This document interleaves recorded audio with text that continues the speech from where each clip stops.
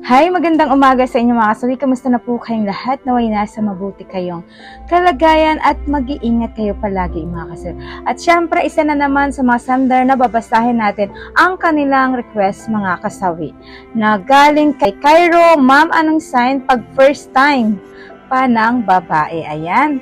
Para sa ating sender na walang iba kundi kay Cairo, ayan. Siyempre, ang isang babae, malalaman lang natin na first time pa ito na makipaghana-hana. Siyempre, hindi naman talaga kaagad natin malalaman yon. As long as hindi natin nakakasama ang isang babae, mga kasabi. Siyempre, malalaman talaga natin yon kapag tayo ay naghana-hana sa kanila, kapag virgin pa ang isang babae, ay eto ay dudugo yun, mga kasabi. Kapag sa unang tusok ng isang lalaki sa isang babae, ay alam mo ba, yung masakit syempre mga kasawi at masikip pa to, at higit sa lahat, yung unang virginity nila ay dumudugo ito mga kasawi. Ayan mga kasawi, based on my experience, yung na virginity ako ng asawa ko mga kasawi dati. So ayan yung na-experience ko na syempre kapag once na natusok ako ay masakit. Ayan mga kasawi, ay masakit at higit sa lahat na may lumabas sa akin na kunting dugo mga kasawi. So, ibig sabihin, eto ay na virginity na ako mga kasawi. Dahil yun yung sign ng isang babae ay wala pang experience mga kasawi pagdating sa pakikipaghana-hana. At syempre, ang isang babae kapag eto ay virgin pa mga kasawi at wala itong experience pagdating dito, alam mo ba, hindi niya pa alam kung paano dadalhin ang kanyang nararamdaman at galaw. Kumbaga, sumusunod lang siya sa flow ng isang lalaki kung ano ang gagawin sa kanya, 'di ba? Lalo na kapag ang lalaki ay napaka-hustler ito pagdating sa hana-hana kasi ang dami nitong alam na mga posisyon. Pero kapag ang isang babae ay wala itong experience pagdating dito, alam mo ba, susunod lang siya kung ano yung gagawin sa kanya ng isang lalaki. Hindi siya lumalaban. Siyempre, andun yung nahihiya pa siya dahil dito. Dahil wala pa siyang experience pagdating dito mga kasawi, kaya ang ginagawa niya, kung ano lang yung gusto nang gawin sa kanya ng isang lalaki, ay sumusunod lang siya sa flow na gusto nito.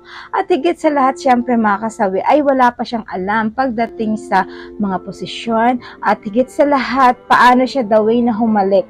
Kasi ang mga kababaihan naman, malalaman na ito kapag ka-hustler at meron na ito or may nararanasan na sila pagdating sa hana-hana, ay the way sila sumunggab sa isang lalaki. Kung paano sila makipaghalikan sa isang lalaki, kung paano sila na nakikipaglaban sa mga posisyon na ginagawa ng isang lalaki. Kailangan nagpapatagisan ito sa isang lalaki, hindi siya pumapayag na talaga ang lalaki lang ang gumagawa sa kanya. Kumbaga pati rin siya ibinibigay niya kung ano ang gusto ng kanyang katawan at kung ano yung gusto ng kanyang partner ay binibigay niya ito kasi dahil meron na siyang experience. Pero ba siyang siyempre makasawi ay ano naman yung kinikilig siya, nasasarapan, pero talaga hindi mo sa kanya masasabi na talagang lalaban siya sa'yo kung ano ang ginagawa ng mga kalalakihan sa isang babae na eto ay virgin pa mga kasawi. Hihiga lang yan sa'yo. Tapos, syempre, malalaman mo lang yan the way na makipaghalikan ka sa kanya, mga kasawi. Wala pa itong experience. Malalaman mo lang ang isang babae kapag ka-virgin o wala itong karanasan kung nakasama mo na ito mga kasawi. Ayan. At syempre kapag ikaw ay natusok mo na ang isang, syempre kapag ikaw ay nakipaghana-hana na sa isang babae, yan yung 100% na malalaman mo na talaga wala pang nakahana-hana sa isang babae na ganito mga kasawi.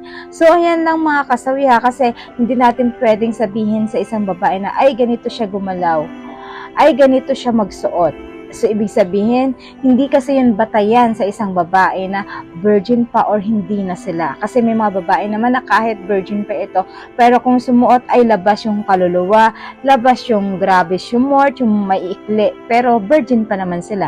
May iba naman na hindi makahugas pinggan or hindi makabasag pinggan, pero yung pala hustler na ito mga kasawi sa pakikipag hana-hana. Ayan mga kasawi ha, depende yan. So, 100% lang talaga na malalaman mo kapag nakasama mo na ang isang babae at ikaw ay nakapaghana-hana sa kanya mga kasawi. So ayan kay Cairo, ayan kay Cairo, kay Cairo.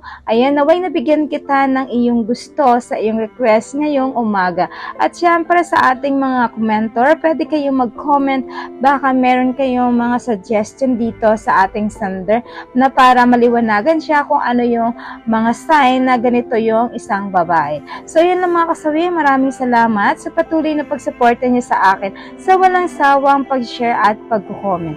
Sa mga hindi pa po nakapag-subscribe mga kasawi, pwede na kayong mag-subscribe, pwede na rin kayo mag-follow para updated kayo sa topic ko araw-araw. Magandang umaga mga kasawi. Mahal kayo ng inyong advisor.